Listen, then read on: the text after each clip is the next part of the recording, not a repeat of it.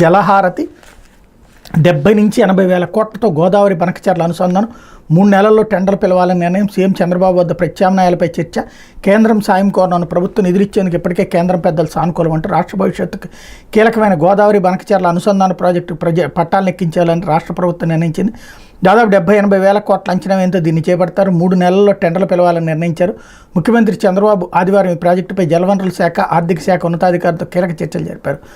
వ్యాప్కోస్ రూపొందించిన 6 ప్రత్యామ్నాయాలపై ఇందులో చర్చ జరిగింది. కేంద్రం నుంచి ఈ ప్రాజెక్టుకు సాయం అందేలా ఇప్పటికే సూత్రప్రాయంగా ఆమోదం లభించినట్టు సమాచారం. చంద్రబాబు తాజా ఢిల్లీ పర్యటనలో కేంద్ర ఆర్థిక మంత్రి నిర్మలా సీతారామన్ తదితరులతో చర్చించారు. ఆంధ్రప్రదేశ్కి పోలవరం ఎంత కీలకమో ఈ ప్రాజెక్టు అంతే ముఖ్యం. పోలవరంతో వంశధార వరకు అనుసంధానం ప్రణాళిక ఒకటి.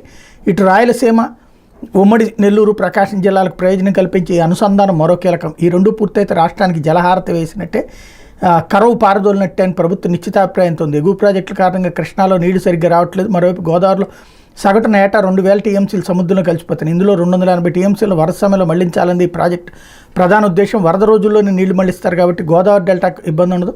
కృష్ణా డెల్టాకు ఎటు 80 టీఎంసీలు ఇస్తారు అన్నటువంటి వార్తని హైలైట్ చేశారు. అయితే